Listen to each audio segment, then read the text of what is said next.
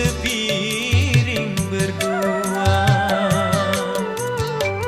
Tapi apa dayaku kini, badanku terkurung di tembok sengsara. Hanya sesal di hati yang tak